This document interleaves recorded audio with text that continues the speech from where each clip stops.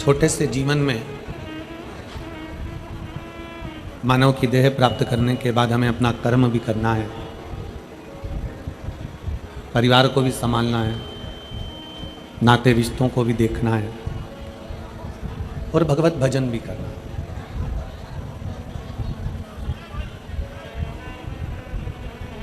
सभी कार्य आप और हमको इस मानव की देह में करना ही है, क्योंकि मनुष्य का जो शरीर है, मानव की जो देह है, यह मानव का शरीर, मानव की देह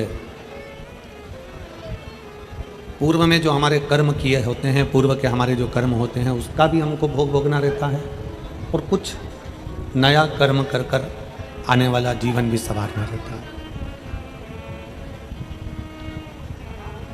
इसलिए हम बार बार आप लोगों से कथा के मध्य में कहते हैं कि मत बुरे कर्म कर बंदे वरना पछताएगा, भगवान की आंखों से तू बच नहीं पाएगा, तू बच नहीं पाएगा। अरे ओ अज्ञानी मत कर नादानी, अरे ओ अज्ञानी मत कर नादानी, तेरे कर्म का फल भी तो ही पाएगा, जैसा किया तूने तेरे आगे आएगा। मत बुरे कर्म कर वरना पछताएगा, भगवान की आंखों से तू बच नहीं पाएगा, तू बच नहीं पाएगा। संसार में जन्म देने वाला वो परमात्मा आप और हमको अगर मृत्यु लोक में भेजता है, इस पृथ्वी पर अगर जन्म देता है, इस मृत्यु लोक में अगर आप और हमको भेजा गया है, तो कुछ हमारे लिए अच्छा सोच कर ही भेजा हो, कुछ हमारे लिए श्रेष्ठ सोच कर ही भेजा हो, कुछ हमारे लिए अच्छा विचार कर कर ही भेजा होगा। एक बगीचे में बहुत सारे फूल लगे हुए हैं, बगीचे के अंदर ढेर सारे फूल हैं, कोई सुगंधित भी है, कोई बिना सुगंध का भी है, कोई अच्छा भी है, कोई बुरा भी है। शिव कथा कहती है, भगवान शंकर का चरित्र कथा है, शिव महापुराण की कथा कहती है। बगीचे में बहुत फूल हैं, कोई पुष्प सुगंधवान है, कोई पुष्प दिखने में सुंदर है, कोई पुष्प खाने में सुंदर है, कोई पुष्प सुगंध से आनंदित है, कोई पुष्प देखने में अच्छा नहीं लगता, कोई जहरीला होता है, कोई कैसा होता है। शिव महापुराण की कथा कहती है, जैसे बगीचे में बहुत पुष्प हैं, सबका कलर अलग है, सबका रंग अलग है, सबकी सुगंध अलग है, सबका स्वरूप अलग है, कोई मीठा है, कोई कड़वा है, कोई अच्छा है, कोई जहरीला है। उसी तरह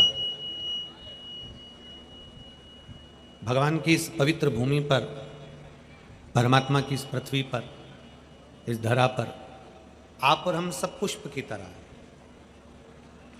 बगीचे में अच्छा पुष्प लगा, आप उसके करीब में चले गए, बेकार पुष्प था, आप उससे दूरी बना ली। संसार अच्छे और बुरे दोनों से बना हुआ है, इसमें अच्छे भी मिलेंगे और बुरे भी मिलेंगे। अब आपको निर्भर करता है, आपकी दृष्टि पर निर्भर करता है, आपके विचारों पर निर्भर करता है कि आप अच्छों के पास में जाएंगे कि बुरों के पास,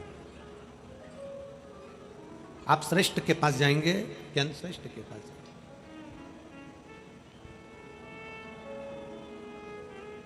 शिव महापुराण की कथा में एक बात, पार्वती जी से भगवान शंकर ने जब चंद्र को काया के रोग से मुक्त किया, शिव जी का नाम जब सोमनाथ हुआ, सोमेश्वर हुआ, तब पार्वती जी से भगवान शंकर ने कहा कि पार्वती, ये चंद्र पूर्व में जब तुम सती थी, दक्ष प्रजापति के घर में तुम जन्मी थी, माता प्रसूति के गर्भ से तुम्हारा जन्म हुआ था, तुम्हारी 27 बहनें इस चंद्र के साथ भी आई थी। ये तुम्हारी बहनों का पति है। पार्वती, तुम्हारा पूर्व का जो जन्म था, जिस जन्म में तुम सती थी, दक्ष प्रजापति के घर में तुम्हारा जन्म हुआ था और तुम्हारी 27 बहनें चंद्र के साथ बिहाई थी और चंद्र एक के प्रति आसक्त रहा, रोहिणी के प्रति, बाकी के प्रति आसक्ति नहीं थी उसकी। चंद्र को काया का रोग क्यों लगा? ऐसा क्या कारण चंद्र का था कि केवल अपनी एक पत्नी पर ध्यान दिया और बाकी की पत्नी को छोड़ दिया, इसलिए उसको काया का रोग लगा? चंद्र को काया का रोग किस लिए लगा? रोहिणी पर ध्यान दिया और 26 जो पत्नियां थी उन पर ध्यान नहीं दिया, इसलिए काया का रोग हो गया। सोमनाथ जी की अगर हम कथा देखें, चंद्रेश्वर महादेव की अगर कथा देखें, तो हमारे मन में आता है कि चंद्र ने अपनी एक धर्म पत्नी रोहिणी पर ध्यान दिया और 26 पर ध्यान नहीं दिया, इसलिए काया का रोग हो गया। पर शिव महापुराण की कथा कहती है यह कारण नहीं था। दक्ष प्रजापति ने केवल एक छोटी सी बात के लिए अपने दामाद को श्राप नहीं दिया।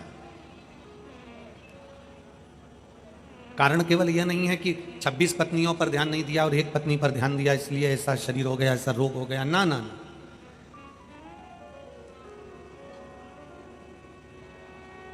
भगवान शंकर कह रहे हैं पार्वती, रोग का कारण केवल इतना सा था कि 27 पत्नियों में से एक रोहिणी को चंद्रदेव ज्यादा चाहते थे, 26 को नहीं चाहते थे। कोई बात नहीं, 26 को नहीं चाहते ना, कोई बात नहीं, इसमें श्राप का कोई कारण नहीं बनता, इसमें श्राप देने का कोई कार्य नहीं बनता। फिर पार्वती जी ने पूछा तो फिर इनको श्राप क्यों लगा? मेरी बहन के पति चंद्रदेव को श्राप क्यों लगा? तो भगवान शंकर ने कहा पार्वती, उनको श्राप लगने का कारण केवल इतना सा था, तुम एक पत्नी को चाहो, मना नहीं, 26 को तुम ना चाह रहे हो कोई बात नहीं, पर 26 का अपमान तो मत करो, 26 को अपशब्द तो नहीं कहिए, 26 की निंदा तो न करिए। आप अपनी पत्नी को चाहो, मना नहीं है, पर बाकी का अपमान तो ना किया जाए।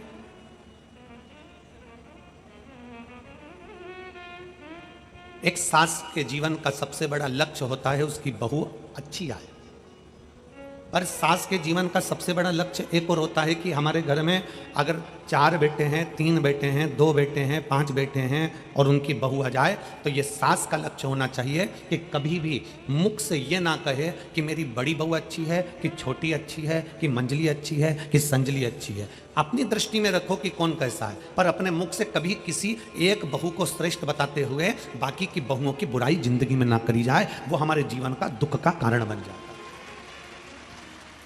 वो हमारे तकलीफ का कारण बन जाता। चंद्रदेव को काया का रोग क्यों हुआ? चंद्रदेव ने अपनी पत्नी रोहिणी को ज्यादा प्रेम करा इसलिए काया का रोग हुआ? नहीं नहीं नहीं, चंद्रदेव को कारण काया का रोग इसलिए हुआ क्योंकि चंद्र 26 जो पत्नियां थी, 27 में तो प्रेम था, 26 पत्नियों का अपमान कर देते थे। 4 लोग बैठे हैं, 4 लोगों में जैसी पत्नी पानी लेकर आई अपमान कर दिया, हर कुछ कह दिया, अपशब्द कह दिए, चिल्लाकर दौड़ दिए, कुछ कहने में आ गया, कुछ बोल दिए। शिव महापुराण की कथा कहती है अगर किसी ने कोई गलती करी है तो उसके कानों में जाकर कहिए कि तुमने ये गलती करी है, और किसी ने कुछ अच्छा करा है तो कानों में जाकर ना कहिए बल्कि नगाड़ा बजाकर कहिए कि तुमने ये अच्छा किया है, तुमने ये श्रेष्ठ किया। 26 पत्नियां जब पानी लेकर आती चंद्र तब चिल्लाकर दौड़ते, 26 पत्नियों में से एक पत्नी जब पंखा डोलाती चंद्र जब चिल्ला के दौड़ते। दुनिया के लोगों ने कहा कि 26 पत्नियों पर ध्यान नहीं दिया इसलिए चंद्र को काया का रोग हुआ। ना ना ना, 26 पत्नियों पर ध्यान नहीं, 26 पत्नी का अपमान करा इसलिए काया का रोग। चंद्रदेव सभा में बैठकर हमेशा कहते थे तुम मुझे जानती नहीं हो, मेरी सुंदर काया पर तो दुनिया मोहित हो जाती है, तुम मुझे देखती नहीं हो। और क्या मान करे रे काया, क्या मान करे रे काया का, के काया माटी मिल जाएगी राम भजले, राम भजले प्रभु का नाम भजले, के काया माटी मिल जाएगी राम। चंद्रदेव अपनी काया का गुणगान करते रहे, मेरी काया ऐसी है, मैं इतना सुंदर हूं, मेरा स्वरूप ऐसा है ना। धन, संपदा, सत्ता और काया, धन, संपदा, सत्ता और काया कभी आपकी नहीं हुई है। थोड़े दिन अगर धन का सुख भोग रहे हो सकता है कि जीवन का क्या पहलू आ जाए, किसने देखा, इसलिए मर्यादित शब्द होना चाहिए। काया बहुत सुंदर है, बचपन में सुंदर है, जवानी में सुंदर है, अधेड़ी आएगी तो वो काया भी आपको लगेगा बताओ मैं तो कितना सुंदर था, पहले ऐसा था, पहले वैसा था, और काया ऐसी हो गई।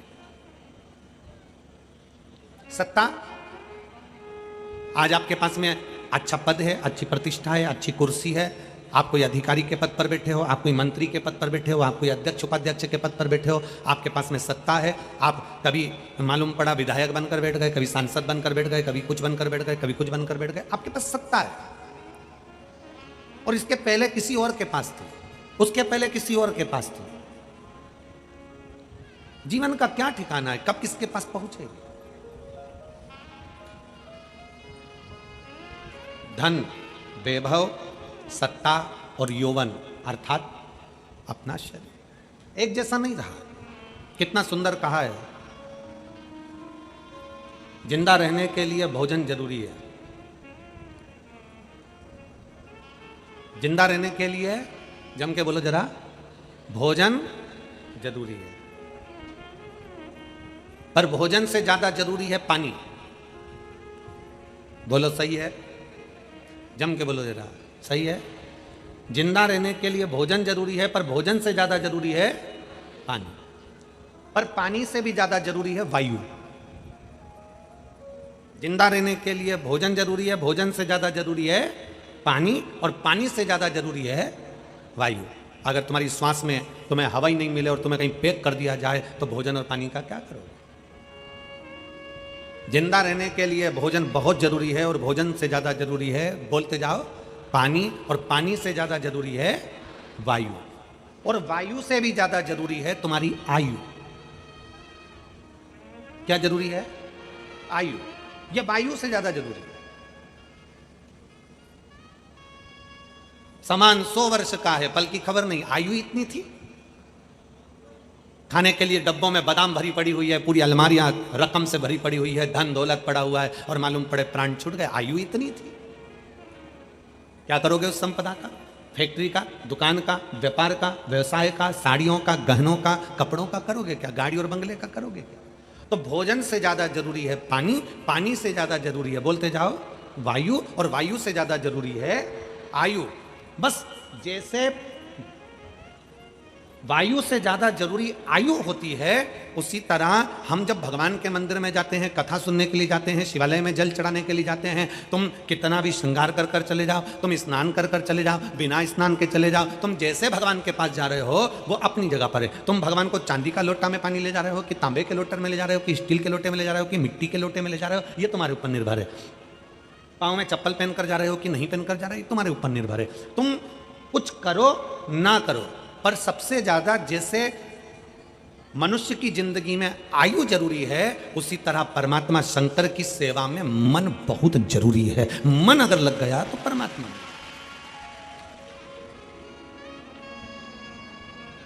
मन नहीं लगा तो परमात्मा है ही नहीं। एक महिला ने एक पत्र लिखा है,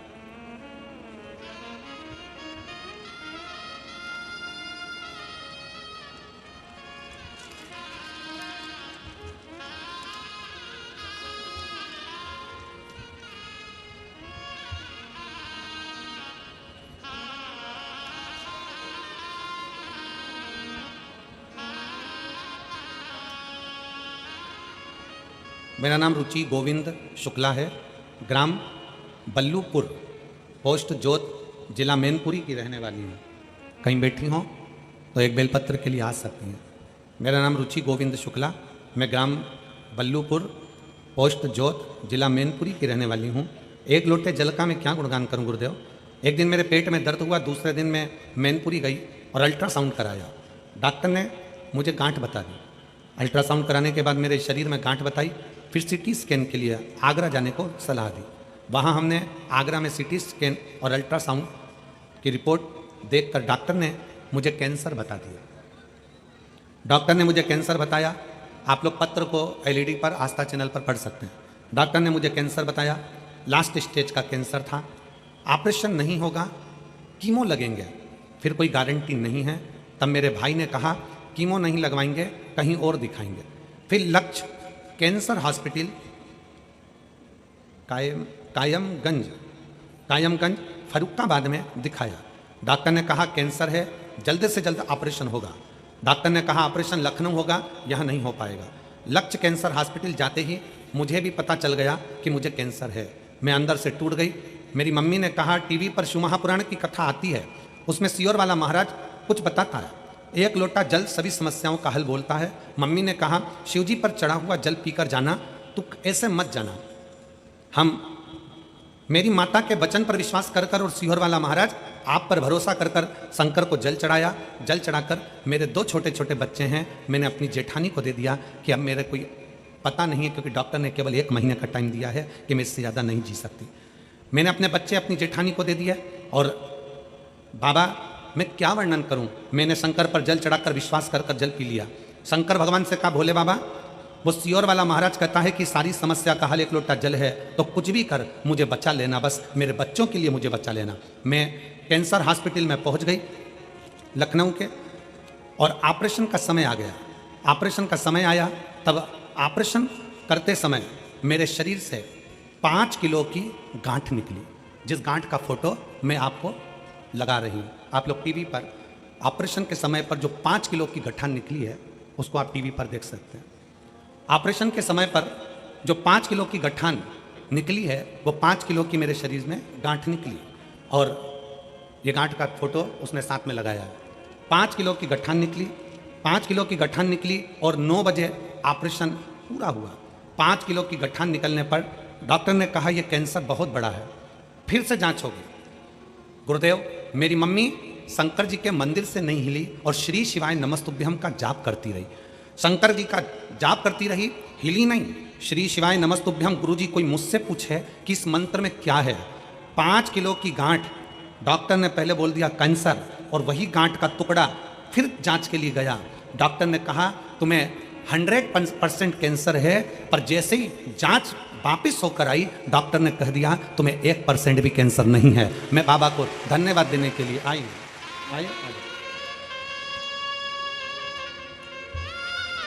मेरा नाम रुचि गोविंद शुक्ला, मैं ग्राम बल्लपुर, पोस्ट जोत, जिला मैनपुरी की रहने वाली हूँ। आपकी बहन है, एक उसको दे देना बहन को।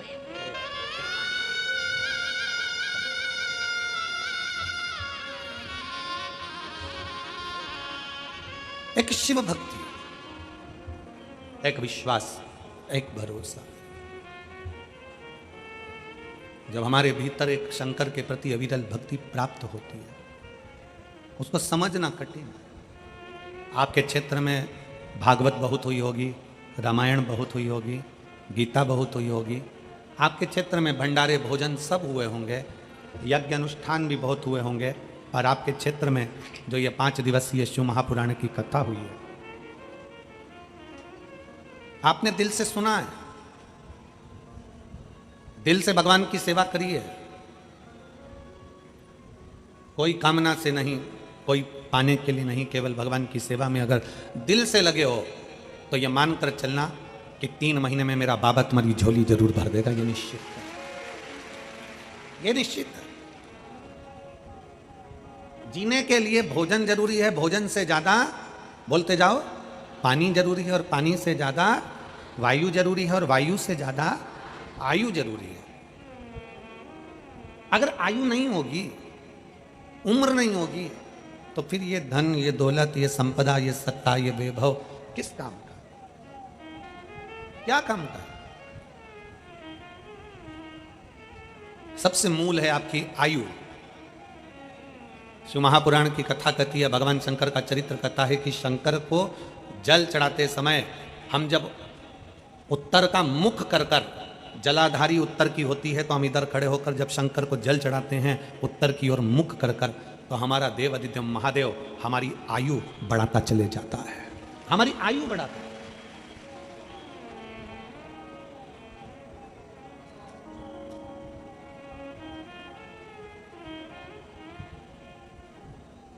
शंभु का भजन, शिव का स्मरण। शंकर को पाने के लिए तुम आभूषण पहनो, वस्त्र पहनो और सुंदर वस्त्र पहनो और सुंदर आभूषण धारण करो, या सुंदर वस्त्र धारण करो, या सुंदर सुंदर पादुका धारण करो, या अच्छी चप्पल या अच्छा मेकअप धारण करो, तब शिव मिलेंगे। ना ना, शंकर को पाने का सबसे सुंदर तरीका है निर्मल मन सो मोहि भाव। निर्मल मन होना चाहिए। और प्रत्येक घर के अंदर छोटा सा छोटा एक शिवलिंग होना चाहिए। शिवलिंग की आकृति, ये अंगुष्ठ को खड़ा करो, हाथ रखो, इससे बड़ा शिवलिंग अपने घर के अंदर ना हो। इससे जितना छोटा छोटा छोटा छोटा होगा उतना फलदायी। लोग कहते हैं क्या शंकर का शिवलिंग घर में रखेंगे तो रोज पूजन की जरूरत पड़ेगी? शिव महापुराण की कथा कहती है, अगर शंकर का शिवलिंग तुम्हारे घर के अंदर है, तुम 5 दिन के लिए 10 दिन के लिए कहीं चले गए, तुमने उसका स्नान नहीं कराया, कोई बात नहीं, तुमने उसकी पूजन नहीं करी, कोई बात नहीं। शंकर का शिवलिंग अगर घर के अंदर है, आप 1 महीने के लिए कहीं चले गए, शिवलिंग घर में है, उसकी पूजन नहीं हो रही, जल नहीं चढ़ रहा, कुछ नहीं चढ़ रहा, कोई बात नहीं। एक बेलपत्र जाने से पहले शंकर भगवान को एक बेलपत्र बस चढ़ाकर और चले जाओ। एक बेलपत्र चढ़ाकर या एक चावल का दाना भगवान शंकर के शिवलिंग पर रखकर चले जाओ। बाकी के तुम 1 महीने में आ रहे हो, 5 दिन में आ रहे हो, 10 दिन में आ रहे हो, 15 दिन में आ रहे हो, कोई दोष नहीं लगेगा। फिर आना, फिर बाबा का बेलपत्र हटाना, चावल का दाना हटाना, फिर स्नान करा देना। शंकर कभी भी, जिस घर के अंदर शंकर का शिवलिंग होता है, उस घर के अंदर भगवान देव आदित्य महादेव अपना एक आनंद के साथ, रिद्धि सिद्धि के साथ, गणेश जी के साथ, षडानंद कार्तिकेय के साथ, अशोक सुंदरी के साथ मेरा देव आदित्य महादेव विराजमान होते हैं, माता पार्वती के साथ, शिव शक्ति के साथ बैठे, भगवान शंकर शक्ति के साथ बैठे। प्रत्येक घर के अंदर छोटा। अब कोई कहे कि गुरुजी किसी ने कहा कि शंकर का शिवलिंग घर में नहीं होना चाहिए, जो कह रहे हैं उन्होंने शिव महापुराण को पढ़ा नहीं है। ठाकुर जी की मूर्ति अगर टूट जाए तो वो खंडित कहलाती है, देवी जी की मूर्ति टूट जाए तो वो खंडित कहलाती है, देवता की मूर्ति टूट जाए तो वो खंडित कहलाती है, पितरों की पाथड़ी टूट जाए तो वो खंडित कहलाती है। पर शंकर भगवान का शिवलिंग अगर बीच में से 10, 15, 20, 25 टुकड़े भी हो जाएं तो वो खंडित नहीं कहलाता, वो अखंडेश्वर महादेव ही कहलाता, वो खंडित नहीं कहलाता। कोई कहता है हमारे घर में, हमारे मंदिर में शिवलिंग है वो टूट गया गुरुजी, हम उसे बदल दे, काहे को बदल दे?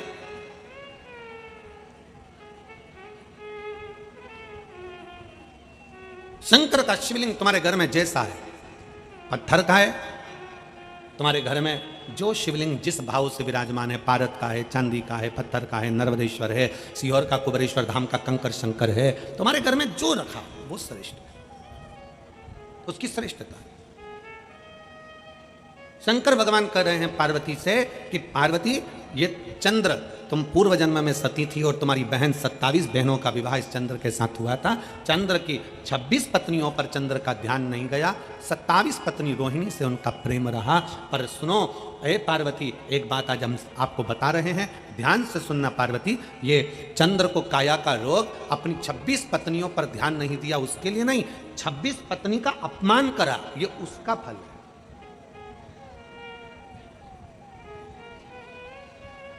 26 पत्नी का जो अपमान किया गया है, ये उसका भोग है।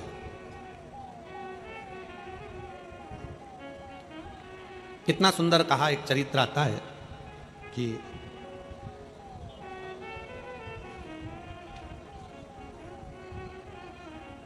एक भगवान को भजने वाला एक व्यक्ति बहुत भजता था, बहुत भगवान की भक्ति में इतना रमा रहता था, इतना भजन करता था। उसकी शादी हुई, घर में धर्मपत्नी आ गई।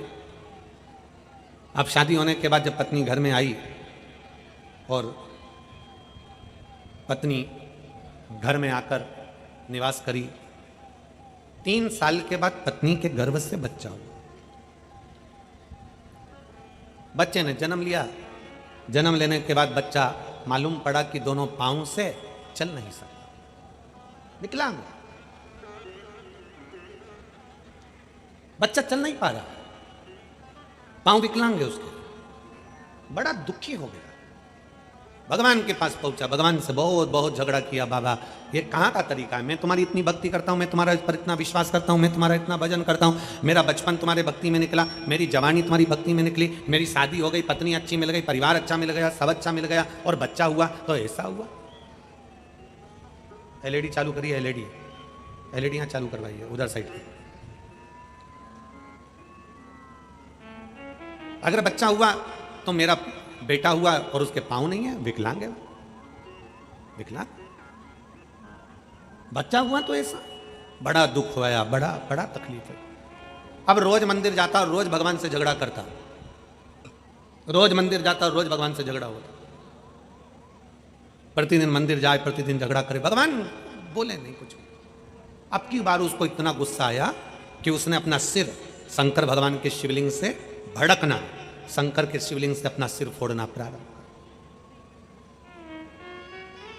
शिव जी प्रकट हुए, क्या बात है, क्या हो गया, मैं आपका भजन करता हूं बचपन से, भगवान आपका भक्ति कर रहा हूं, एक लोटा जल समर्पित करता हूं, पूजन करता हूं, आराधना करता हूं, शादी हो गई मेरी पत्नी आ गई, मेरी पत्नी के गर्भ से बच्चा हुआ, वो दोनों पांव से विकलांग है, मैं इतना भजन करने वाला और मेरा बच्चा ऐसा हो गया, मैंने कौन सी गलती करी। शंकर भगवान कहते हैं ये गलती तेरी आज की नहीं है, पूर्व जन्म में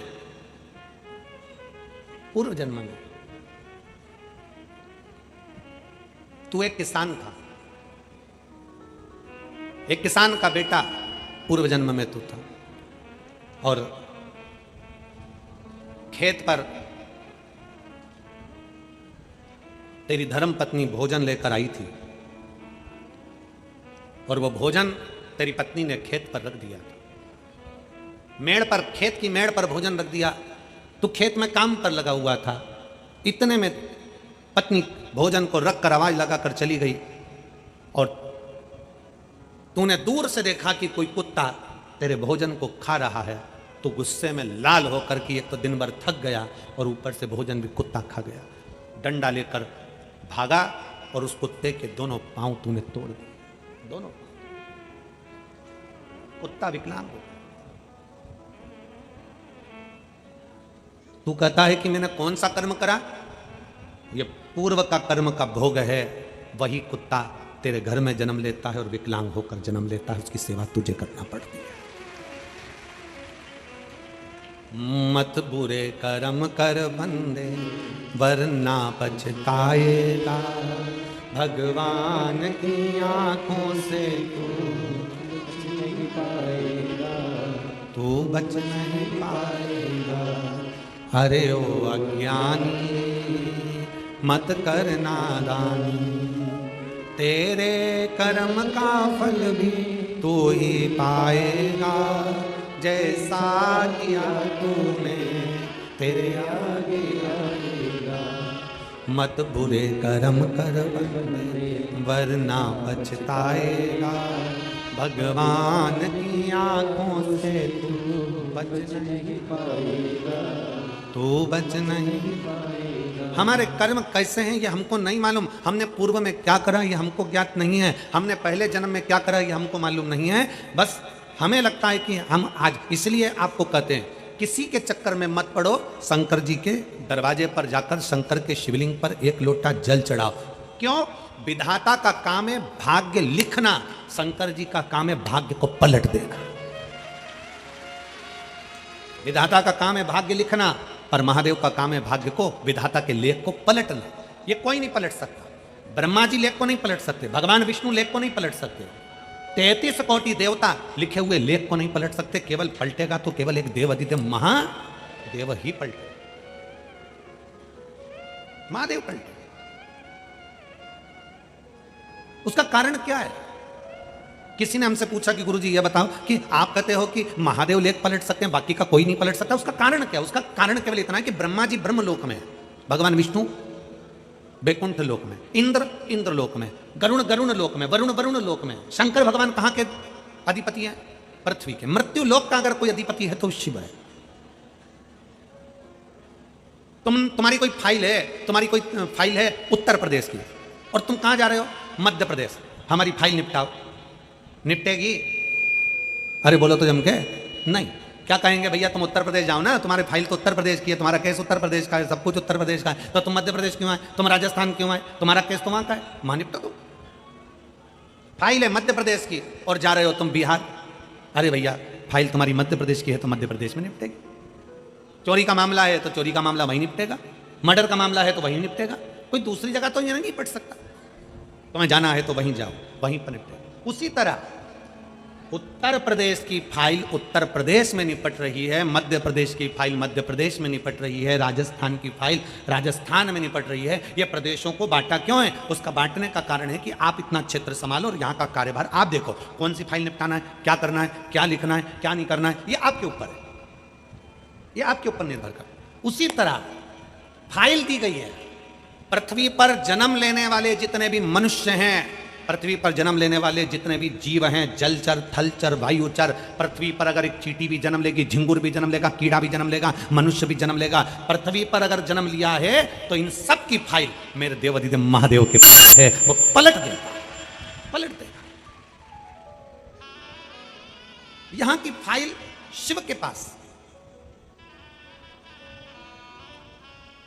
यहां से सील ठप्पा लग कर जाएगा कि इसको बैकुंठ भेजना है कि नरक भेजना है। और तुम जितने बैठे हो एक भी बैकुंठ नहीं जाएगा,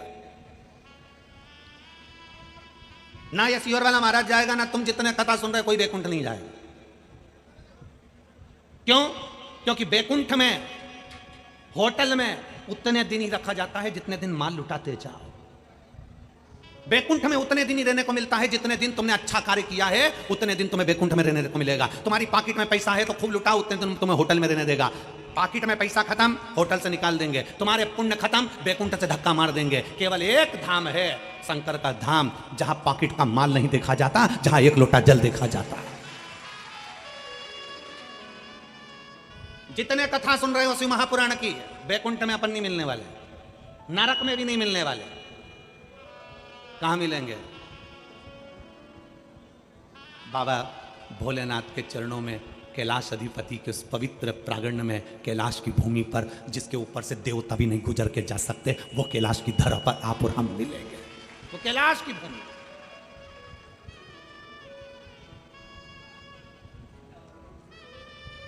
जिसपे से कोई उल्लंघन कर भी नहीं जा सकता।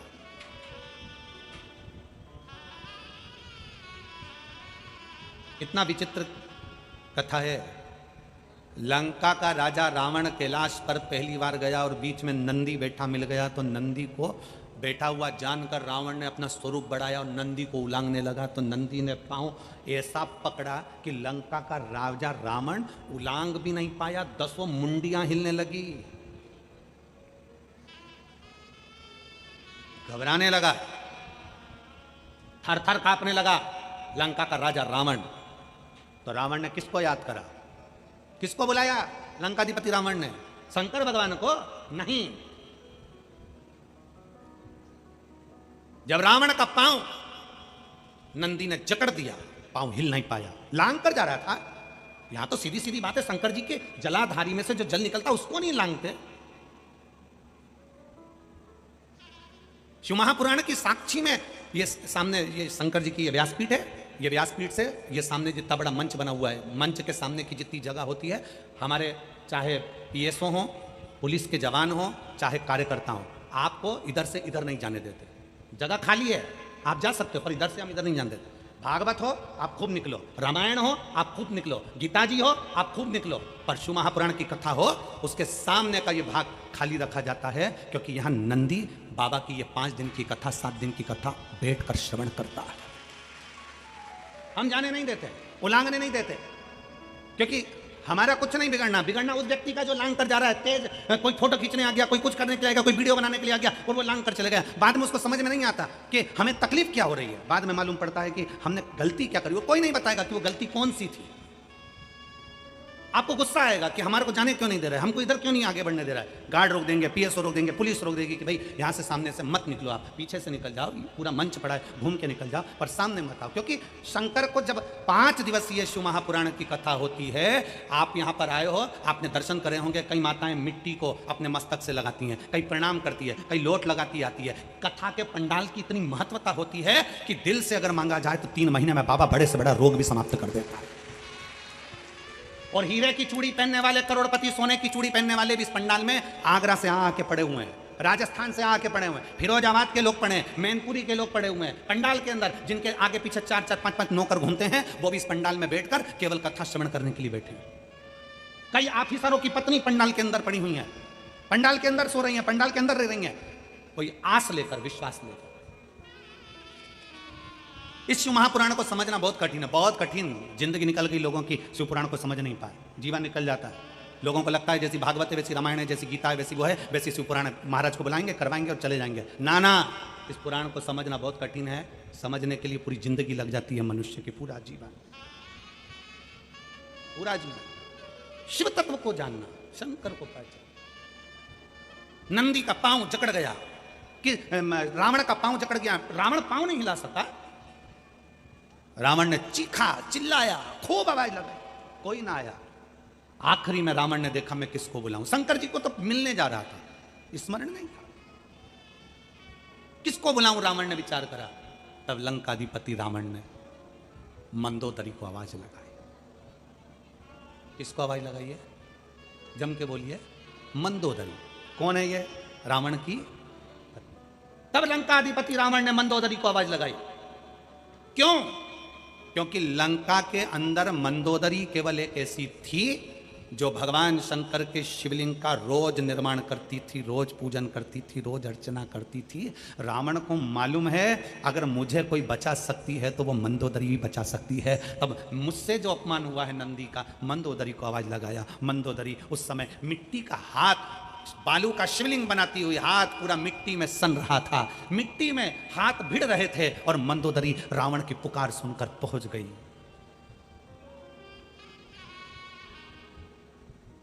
मंदोदरी ने जो देखा, स्वामी क्या हुआ? रावण कहते मेरा पांव, मैंने सोचा ये बैल बीच में है तो इसको लांग कर चले जाऊं, इसने मुझे रोकना चाहा परंतु मैं लांग कर जा रहा था, इसने मुझे पकड़ लिया, छोड़ नहीं था, पांव जकड़ लिया। मंदोदरी मुस्कुराकर नंदीश्वर की ओर देखकर हाथ जोड़कर प्रणाम करती है। केवल हाथ जोड़े थे मंदोदरी ने, और नंदी ने मंदोदरी के हाथ पर बालू रेत मिट्टी लगी हुई देखी कि ये वो बालू रेत है, ये वो मिट्टी है जिससे मंदोदरी रोज पार्थिव शिवलिंग का निर्माण कर कर, पूजन कर कर विसर्जन करती है। आज उस मिट्टी का हाथ लेकर मंदोदरी आई थी और वो मिट्टी का मात्र एक कण हाथ जोड़ते समय जमीन पर गिर गया था, उसका स्पर्श नंदी को हो गया था। उस स्पर्श से नंदी ने पांव को छोड़ दिया, मात्र एक स्पर्श।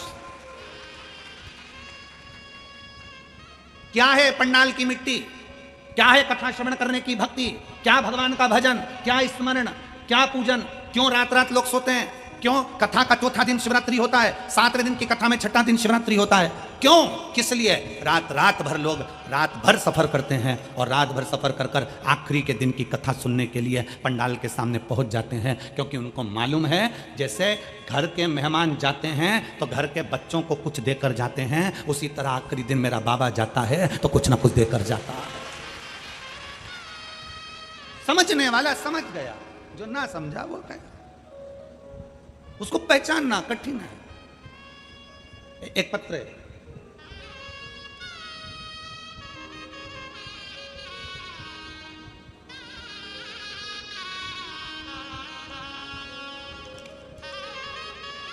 मेरा नाम सुमन देवी है, मेरे पति का नाम संतोष शर्मा है।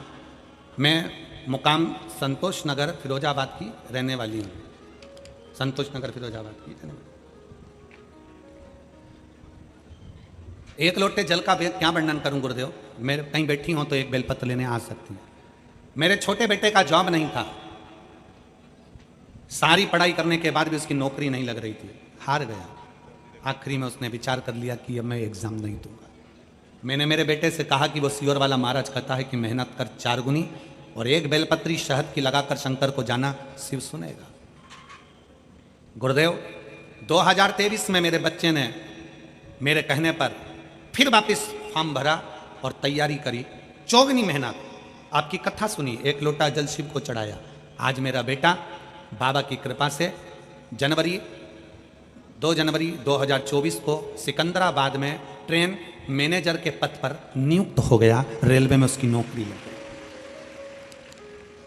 एक शिव भक्ति हमारे भीतर जब जागृत होती है, विश्वास को हम जागृत करते हैं, भरोसा हमारे भीतर जब जागृत होता है तो क्यों ना शुभ।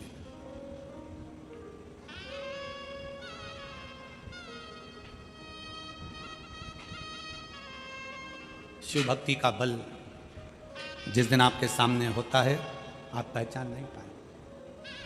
घर में छोटा सा शिवलिंग है, कोई कहता है कि मत रखो, कोई कहे ये मत रखो, कोई कहे वो मत रखो। दरवाजे पर लिखा श्री शिवाय नमस्तुभ्यम, घर में रखा शिवलिंग। आपके घर में केवल एक शिवलिंग साधारण नहीं है, वह आपकी रक्षा का एक सूचक है, रक्षा का एक सूचक है। जो पहचान गया वो पहचान गया, जो नहीं पहचान पाया वो दरार की दरार है।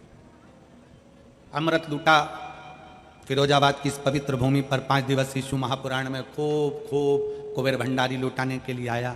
जिसने लूटना लूट लिया, जो नहीं लूटा बाद में पछताया। जो समझ गया कि शिव तत्व क्या है, जो जान गया शंकर की अविरल भक्ति क्या है, वो जान।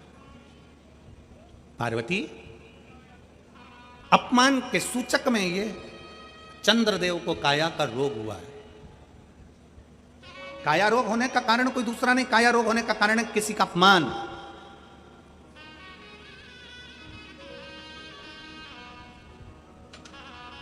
पानी और वाणी दोनों श्रेष्ठ होना चाहिए।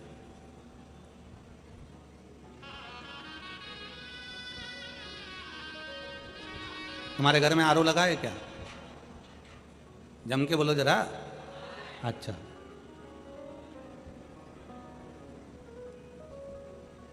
जब पानी आरओ का पीते हो, पानी छान कर पीते हो, पानी क्लीन कर कर पीते हो, क्यों पीते हो? कि हम अगर बेकार पानी पिएंगे तो हमारा शरीर बेकार हो जाएगा। तो पानी अगर आरओ का पी रहे हो तो वाणी भी आरओ की बोली है, थोड़ी सी अच्छी बोली, श्रेष्ठ बोली। पानी तो तुम्हें बिस्लेरी का चाहिए और वाणी बिस्लेरी की नहीं है। पानी आरओ का चाहिए और वाणी आरओ की नहीं है। शब्द पानी पियो छान, गुरु करो जान। हम कहते हैं पानी पियो छान और वाणी बोलो जान। वाणी भी बोलना तो ऐसी बोलना कि किसी का दिल ना दुख जाए, किसी के हृदय को ठेस ना पहुंचे। अपनी चित्तवृत्ति से कुछ वाणी ऐसे। शिव महापुराण के अंतर्गत हम लोगों का 5 दिन की कथा है, तो शुरू के 2 दिन हम नहीं मिलते, पर अगर नीचे जैसे हम अमी भैया के रुके हैं या जहाँ हम रुकना हुआ अर्चिटादिक में, जहाँ भी मैनपुरी में हम जहाँ किसी के कोरे मकान में शर्मा जी के रुके थे, ऐसा कहीं पर भी हमारा जहाँ रुकना होता है, वहाँ हम जब नीचे से निकलते हैं बहुत लोग खड़े रहते हैं, बहुत लोग खड़े रहते हैं, सबसे मिलना होता है। भाई प्रणाम प्रणाम प्रणाम प्रणाम करा और निकलते चले। ज़्यादा मिलना नहीं होता। कारण क्या होता है कि क्या बोलें, जो कुछ बोलना है शिव पुराण बोलती है। आप अपना दुख हमको आकर बता दोगे कि हमारे पाँव में तकलीफ है, कोई कह देगा मेरे बेटे को तकलीफ है, कोई कहेगा मेरी बेटी को तकलीफ है, कोई कहेगा मेरी बहू को तकलीफ है, कोई कहेगा मेरा इसको तकलीफ है। तो हम किसी का दुख मिटाने के लिए पैदा नहीं हुए। हमारा दुख तो खुद महादेव मिटाते हैं, तो आपका दुख भी महादेव ही मिटा सकते हैं। आप उसके आश्रित हो ना, आप उसके भरोसे चलिए।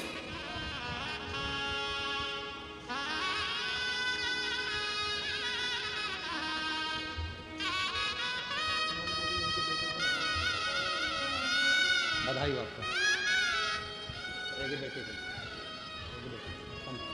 बधाई। श्री शिवाय। आप उसके आश्रित हो जाओ। ना मिलने का एक कारण और है, हम आप लोगों से ज़्यादा इसलिए नहीं मिलते क्योंकि कहीं आप लोगों के मन में आज की दुनिया बड़ी विचित्र है, बहुत विचित्र दुनिया है। आज के ज़माने में लोग कथाकार हो या कोई संत हो या कोई महात्मा हो, कोई बाबा जोगी हो, उसको लोग जल्दी से भगवान बना देते हैं। हमारा एक निवेदन इस व्यासपीठ से, भगवान को भगवान रहने दो और इंसान को इंसान रहने दो। आप इंसान को भगवान मत बनाइए। और इंसानों से भी निवेदन है, आप कितने बड़े भी महात्मा हो गए अपनी जगह के, पर आप भगवान नहीं हो। भगवान भगवान है। इंसान को इंसान रहने दो। पर दुनिया के लोग आज के जमाने में इंसान को भगवान बनाने में लगे हुए हैं। अरे भगवान, अरे ना ना ना, उसको इंसान रहने दो, उसकी भी जिंदगी है, उसकी लाइफ, उसको जीने दो। उस परमात्मा को परमात्मा रहने दो। बहुत है वो, बहुत। उसकी अविरल भक्ति आप धारण करिए। अपने भीतर आडंबर से दूर होने का प्रयास करिए। शिव तत्व कथा है, भगवान शंकर की कथा कहती है कि शिव जी पार्वती से कहते हैं, पार्वती तुम्हारे बहन के पति चंद्रदेव नहीं, सम्मान नहीं देने का कोई क्रम अपमान मूल है। ये अपमान के जो शब्द बोले गए उससे ये काया करो।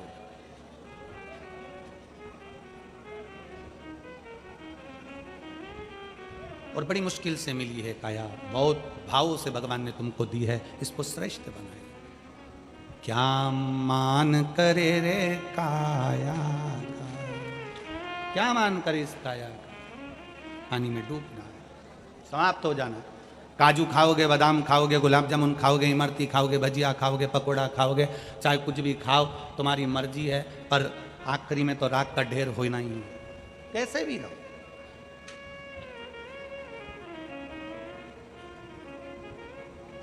काया को पाके तुम कभी अभिमान ना करो,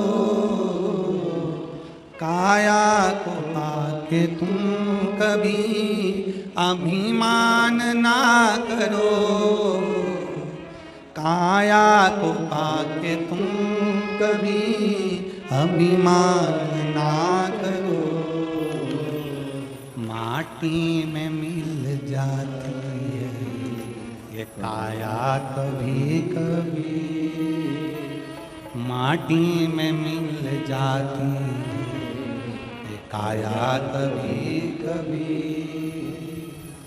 होती है फिरोजाबाद में शिव पुराण कभी कभी, होती है फिरोजाबाद में शिव पुराण कभी कभी।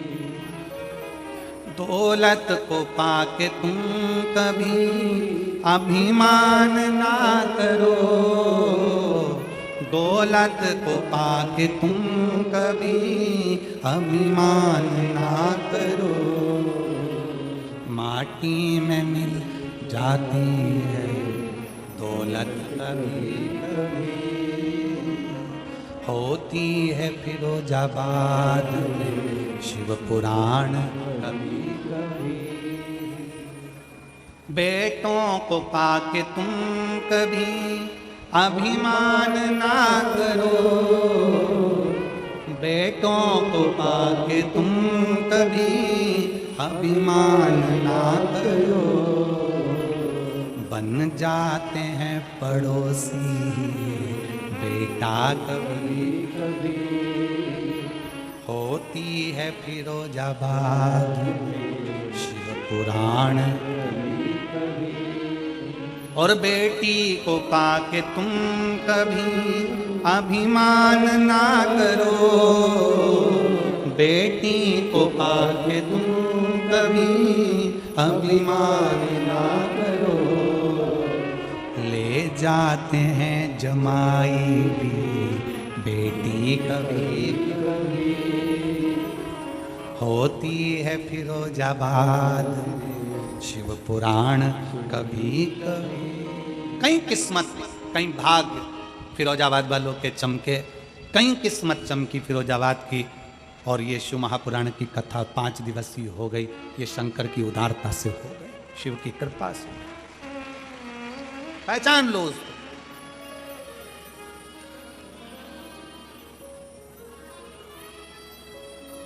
बहुत याद आएगी आपको शिव महापुराण की। बहुत। जब इस रोड से निकलोगे ना तो इस जगह को देखकर याद करोगे यहाँ शिव कथा हुई थी। भूमि को याद करोगे।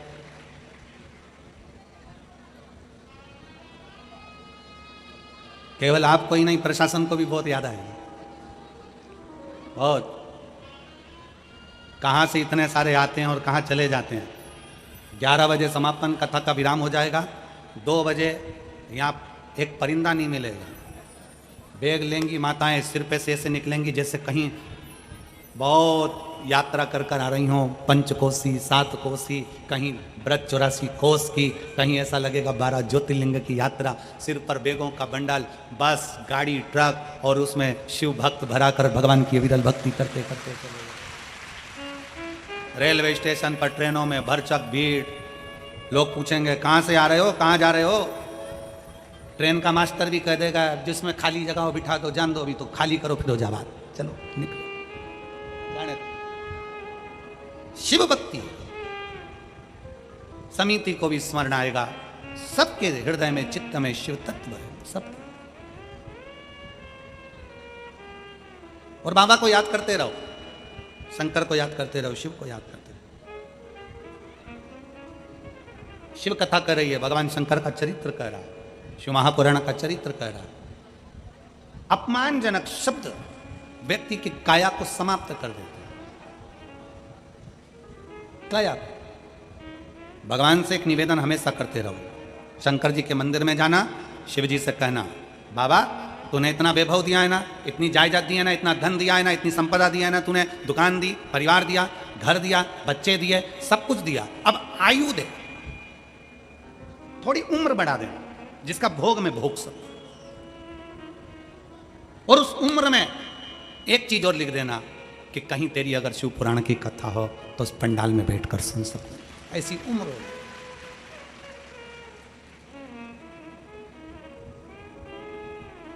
ये उससे कह देना। शंकर के मंदिर में जब एक लोटा जल चढ़ाने के लिए जाओ तो मांगा करो। मांगने, कई कथाकार कहते हैं भगवान से मत मांगो। भागवत जी में कई महाराज उन बोलते हैं भगवान से मत मांगो, भगवान को तो दो, मांगो मत। पर इतनी माताएं बैठी है, आप में से कितनी माताएं जो अपने पति की थाली में 6 रोटी 10 रोटी एक साथ रख देती है? कोई रखती है? जम के तो बोलो जरा। नहीं। आप में से कोई माता ऐसी है जो अपने बच्चे की थाली में 6-7 रोटी एक साथ रख देती है? तुम्हें मालूम बच्चा 7 रोटी खाता है तो 7 एक साथ रख दो। पति 5 रोटी खाता है तो 5 एक साथ रख दी? नहीं। पत्नी अपने पति की थाली में पूरी रोटी नहीं रखती, मां अपने बेटे की थाली में पूरी रोटी नहीं रखती। उसका कारण केवल इतना है कि पति आवाज लगाकर कहे आज दाल अच्छी बनी है, ला 1 रोटी और लेकर आ, तो पत्नी खुश होती है। बेटा भोजन करने बैठे और आवाज लगा कर कहे मम्मी, मां, मम्मी, मां, मां अंदर से पूछे बोल क्या हो गया? आज गोभी की सब्जी अच्छी बनी है, 1 रोटी और ला दे। मां खुश हो जाती है कि मेरे बच्चे को आज सब्जी अच्छी लगी। उसी तरह दूसरे कथाकार कहते हैं भगवान से मत मांगो, पर शिव महापुराण की कथा कहती है शंकर हमारा बाप है और शक्ति हमारी मां है, 50 बार मांगो। शिव हमारा बाप है, शंकर हमारा पिता है, और मां दुर्गा भवानी अष्टभुजा धात्री, मां चामुंडा, मां जगत धात्री, मां दुर्गा हमारी मां है। और बाप और मां से मांगने में पीछे नहीं हटना चाहिए। क्यों हटे? हम किसी दूसरे से थोड़ी ना मांग रहे हैं, हम दूसरे से नहीं मांग रहे हैं। मायके का मतलब क्या होता है मालूम है तुम लोगों को? अरे बोलो तो जम के बोलो जरा। मायका मतलब जो भी कुछ है मेरी माँ का। मैं जाऊंगी और मेरा मन पड़ेगा तो मैं ये भी लाऊंगी, वो भी लाऊंगी, और घर के लोगों से कह के मेरे को ये ला के दे दो, मुझे ये ला के दे दो, मुझे ये कांच का गिलास दे दो, मुझे ये मूर्ति दे दो, मुझे ये कटोरा दे दो, मुझे ये सामान दे दो। मायका अपने माँ के दरवाजे पर जा रहे हैं, अपने पिता के दरवाजे पर जा रहे हैं।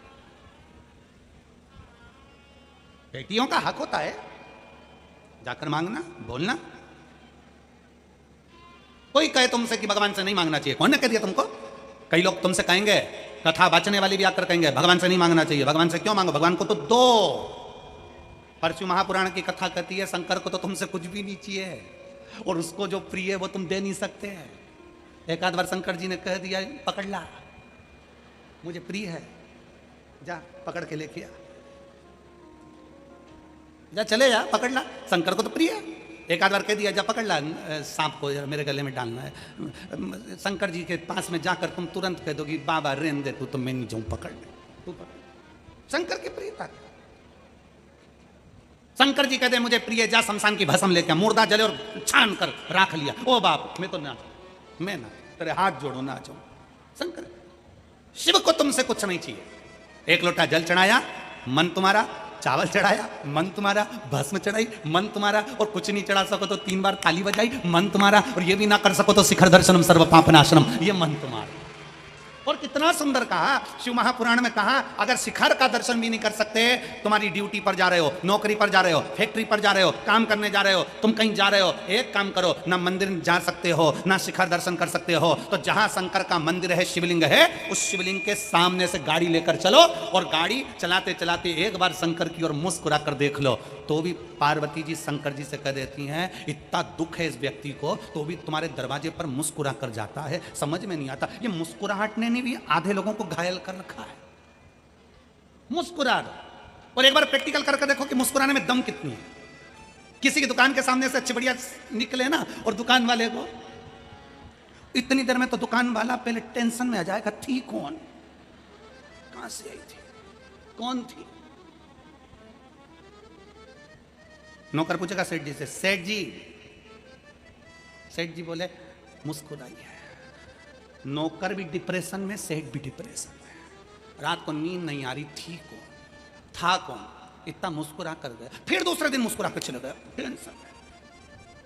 कितना भी दुख हो, कर्जे में लदालूम हो गए, मरने की प्लानिंग नहीं करना, दुख आ गया मरने की प्लानिंग नहीं करना, तकलीफ आ गई मरने की प्लानिंग नहीं करना है, बहुत बड़ा दुख आ गया कोई बात नहीं, शंकर के मंदिर के बाहर से निकलो तो मुस्कुरा कर निकलो, तो शंकर को भी लगे कि इतना दुख होने पर मुस्कुरा रहा है, जा मैं तुझे वर देता हूं कि तू मुस्कुराता रहे, तेरे चेहरे की स्माइल खत्म ना हो, तेरे इस चेहरे पर स्माइल बनी रहे। और अगर हम रोके मंदिर जाएंगे, जिंदगी भर रोते रोते मंदिर जाए, तो भगवान भी के रोतली बाई आ गई, अभी रोएगी पूजा, क्या रोना, प्रसन्न।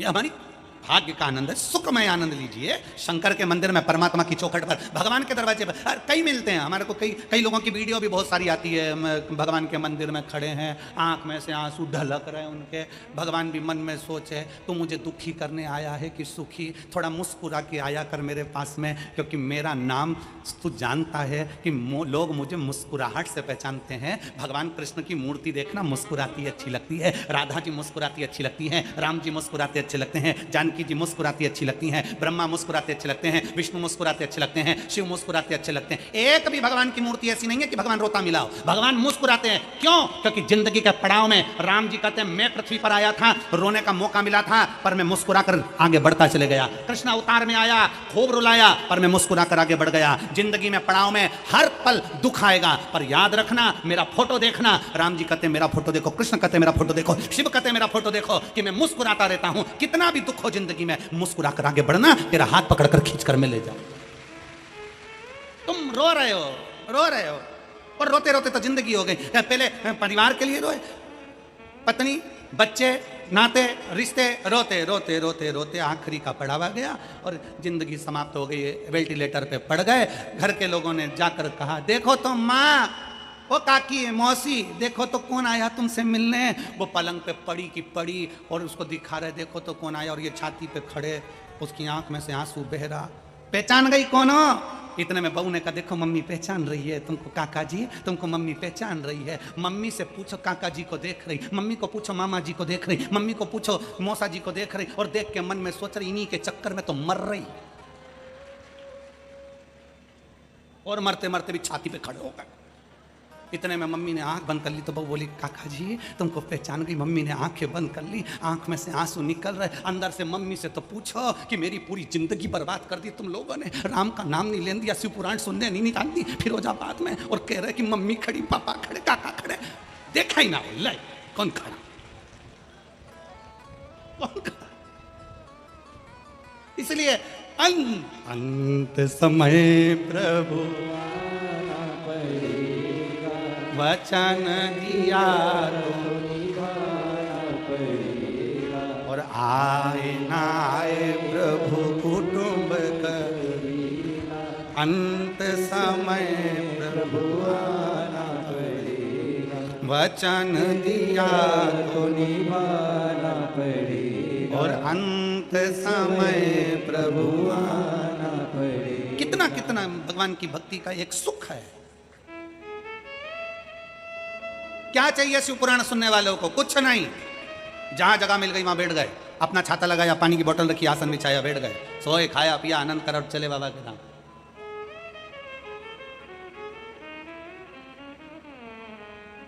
भागवत कराओगे ना, रामायण कराओगे ना, गीता कराओगे ना, प्रवचन कराओगे ना, तो बहुत सारी व्यवस्था करना पड़ेगी। सबके रुकने की व्यवस्था, सोफा लगाओ, कुर्सी लगाओ, टेबल लगाओ, ये लगाओ, वो लगाओ, पानी दो, ये दो, वो दो, सम्मान करो, सत्कार करो, आओ साहब, बैठो साहब, जाओ साहब, करो साहब। शिव पुराण एक ऐसी है कि शिव पुराण के चक्कर में लोगों को अपने मोबाइल तक बंद करना पड़ते हैं। कोई आ नहीं जाए, के नहीं जाए, हमको बिठाओ साहब, इसलिए मोबाइल तक बंद करना पड़ते हैं। आओ, पंडाल खुला है, बैठो, पंडाल में जगह मिल जाए तो ठीक, नहीं तो अपना छाता, अपनी पानी की बोतल और अपना आसन लगाओ, अलमस्त से भजन करो, स्मरण करो, कथा सुनो, और खूब प्रेम से बाबा का नाम लेकर झोली भर भर कर खूब लेकर जाओ, और बाबा से पसार कर कहना, मैंने तेरे ही भरोसे, ओ बाबा तेरे ही भरोसे, हवा बिच उड़ती जावांगी, बाबा डोर में कटी जावांगी, भोले मैं तेरी पतंग, शंभो मैं तेरी पतंग, हवा बिच उड़ती जावांगी, बाबा डोर में कटी जावांगी। उसके चरणों में बैठ जाओ, अपने मुख से, अपनी वाणी से, अपनी जिह्वा से, अपने द्वारा किसी को कष्ट ना पहुंचे, अपने द्वारा किसी को कष्ट ना आए। वाणी बहुत संभाल कर, फिर निवेदन है, पानी अगर आरो का पीते हो तो वाणी भी आरो की बोलो, पानी बिस्लरी का पीते हो तो वाणी भी बिस्लरी की बोलो, पानी छान कर पीते हो तो वाणी भी छान कर बोलो। बहुत जरूरी है बोलना। एक राजा ने महल बनाया, बड़ा सुंदर महल, नगर के सेठ जी को बुलाया, सेठ जी आओ और महल देखो कैसा बना है। सेठ जी आकर महल देखे, महल देखते सी सेठ जी ने कहा, महाराज महल तो अच्छा बना है पर दरवाजा छोटा रख दिया। से राजा ने पूछा, दरवाजे से क्या उन्हें आना जाना ही तो है। सेठ जी बोले, अरे महाराज तुमने दरवाजा छोटा रख दिया, जब तुम मरोगे तो तुम्हारी अर्थी कैसे निकलेगी। राजा को तो कांटे से खून नहीं, गुस्से में लाल हो गया कि ये तो मेरे मरने की बात कर रहा है, मेरे मकान के मुहूर्त पे, मेरे मकान के मुहूर्त पे मरने की बात करता है। राजा ने अपने दूतों को बुलाया, ले जाओ इसको जेल में डालो, बंद करो इसको, मेरे मरने की बात करता है।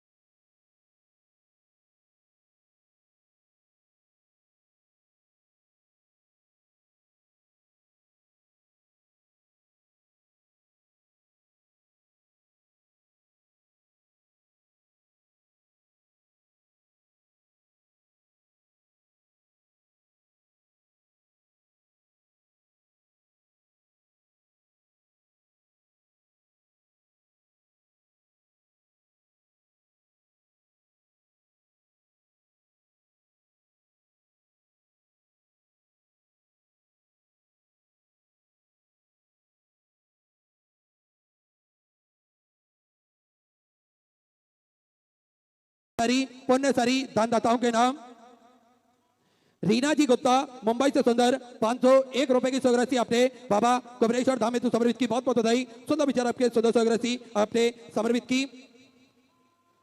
अरविंद मनोहर जी काले की तरफ से महाराष्ट्र से सुंदर 5005 रुपए की सौगरासी आपने बाबा कुबरेश्वर धाम हेतु समर्पित की। बहुत बहुत बधाई। सुंदर विचार आपके सुंदर सौगरासी आपने समर्पित की।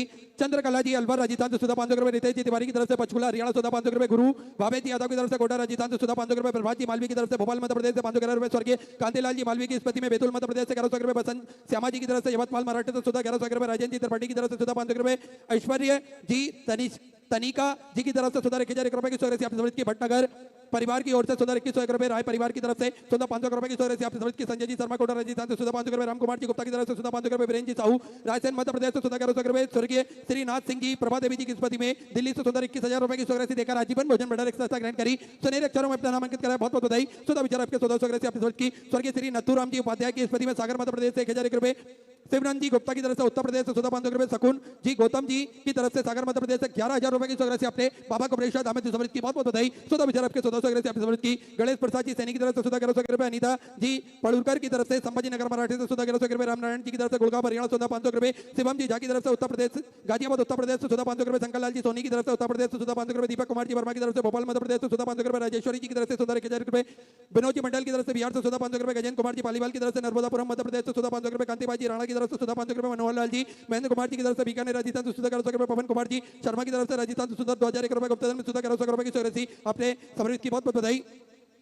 भगवान गंगाराम जी चौधरी की तरफ से सुधा 500 रुपए की सौगरासी आपने समर्पित की। प्रवीण कुमार जी की तरफ से उड़ीसा से सुधा 500 रुपए। नाथी लाल जी सिवारे की तरफ से सुधा 1100 रुपए। नीरज कुमार जी शर्मा की तरफ से सुधा 500 रुपए। कलाबाई जी यादव की तरफ से रायगढ़ छत्तीसगढ़ राजगढ़ मध्य प्रदेश से सुधा 551 रुपए की सौगरासी आपने समर्पित की। कविता जी पटेल की तरफ से सुधा 1100 रुपए। नीरज जी बढ़िया की तरफ से बड़वानी मध्य प्रदेश से सुधा 1000 रुपए। ममता जी नागेश की तरफ से गोदिया मराठी से सुधा 500 रुपए। राम बाबू किरण जी जसपाल की तरफ से सुधा 700 रुपए। अशोक कुमार जी साहू की तरफ से धमतरी छत्तीसगढ़ से सुधा 500 रुपए। मनोज जी यादव की तरफ से काकेट छत्तीसगढ़ से सुधा 500 रुपए। ललिता जी की तरफ से सुधा 500 रुपए। संजय जी जसपाल की तरफ से बिहार से सुधा 500 रुपए की सौगरासी आपने समर्पित की। श्री रमेश जी की तरफ से नासिक मराठी से सुधा 500 रुपए। शंकर जी सोनी की तरफ से बिहार से सुधा 500 रुपए। स्वर्गीय श्री संतोष जी आर्य की स्मृति में बैतूल मध्य प्रदेश से 2101 रुपए की सौगरासी आपने समर्पित की। नीलम सिंह जी बघेल की तरफ से सुधा 500 रुपए। अतुल जी पंडित की तरफ से सुधा 500 रुपए। नितिन जी महाजन की तरफ से जलगांव मराठी से सुधा 5001 रुपए की सौगरासी आपने बाबा कुबरेश्वर धाम हेतु समर्पित की। बहुत बहुत बधाई। सुधा विचार आपके सुधा सौगरासी आपने समर्पित की। मनोज कुमार जी शर्मा राजस्थान से सुधा 500 रुपए। श्री अंजुनी देवी जी की तरफ से ग्वालियर मध्य प्रदेश से सुधा 500 रुपए। जगदीश जी गुप्ता की तरफ से मुंबई से सुधा 2100 रुपए की सौगरासी आपने समर्पित की। अनुराधा जी शर्मा अंजू जी शर्मा की तरफ से सुधा 551 रुपए। शिव कुमार जी श्रीवास्तव की तरफ से सुधा 1000 रुपए। प्रेमा बाई जी की तरफ से सिवनी मध्य प्रदेश से 1100 रुपए। राजेंद्र प्रसाद जी सक्सेना रहू इंदौर मध्य प्रदेश से 21,000 रुपए की सौगरासी देकर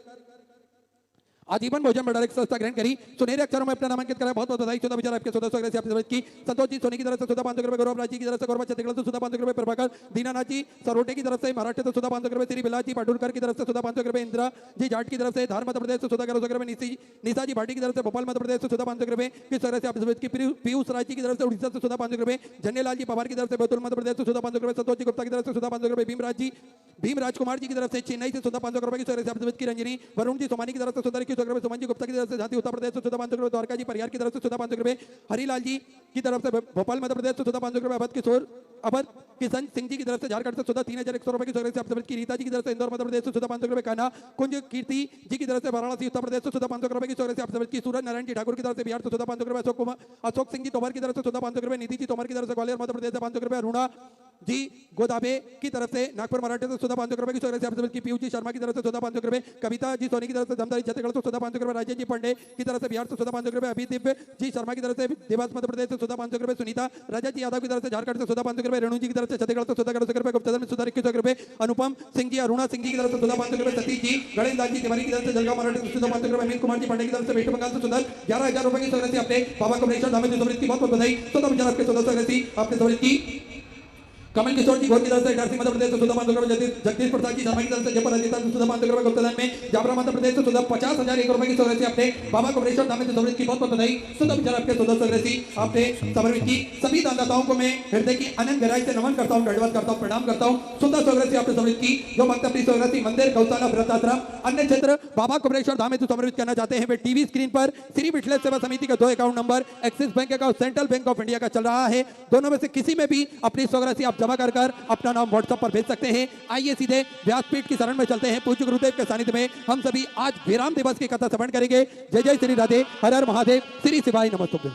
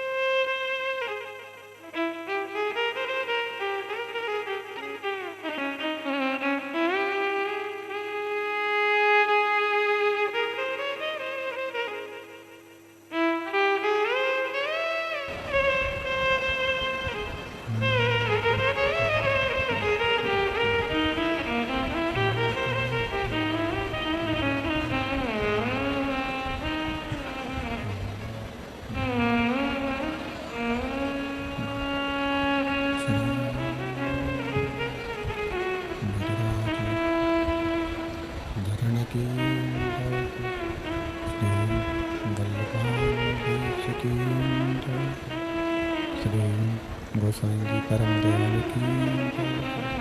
श्याम सुंदर श्री नारायण की जय।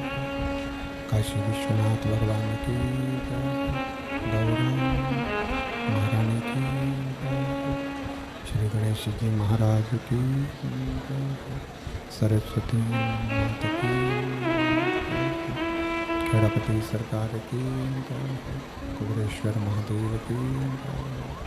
महाकालेश्वर भगवान की जय। ओंकारेश्वर भगवान की जय। जगज्जननी माता की जय।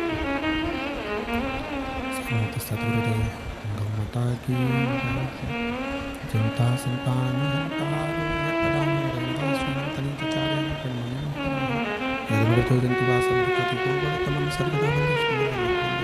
अज्ञानतिमिरकास्य ज्ञानचक्षुलाकया चक्षुरुन्मिलितं तस्मै श्रीगुरुवे नमः। नमामि हृदये शेषनिराजगद्दीशाय लक्ष्मीस्तास्तां सदां चतुर्विश्व श्रीविरायते स्वपञ्चभक्ते।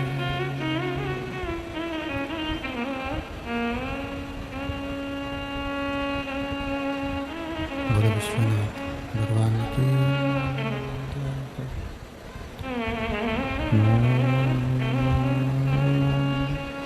नमः शिवाय। ओम नमः शिवाय। ओम नमः शिवाय। ओम नमः शिवाय। ओम नमः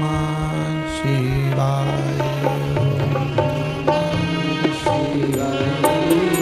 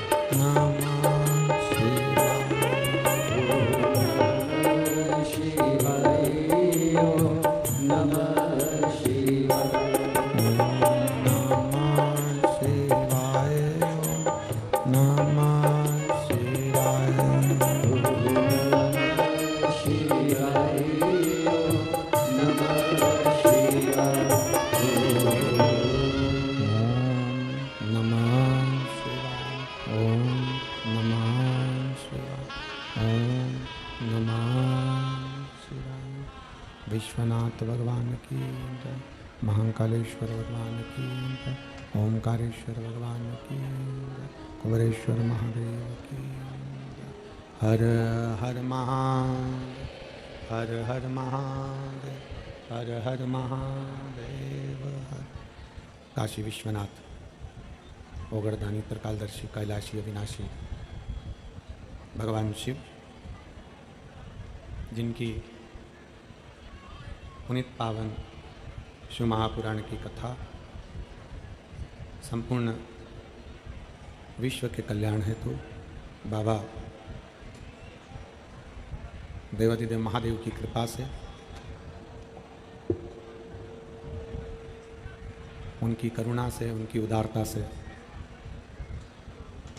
ये पुनीत पावन पवित्र कार्तिक के महीने में शरद पूर्णिमा के महोत्सव के रूप में भगवान देवाधिदेव महादेव की कृपा से, उनकी उदारता से, उनकी करुणा से,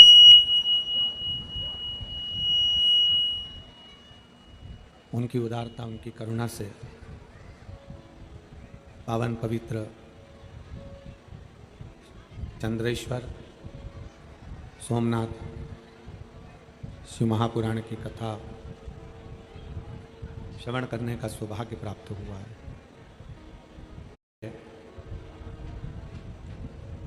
भाग्यशाली हैं फिरोजानगर के उत्तर प्रदेश की इस पवित्र भूमि के सभी श्रोता भाई बहन जो इस पावन पवित्र शिव महापुराण की कथा का लाभ ले रहे हैं।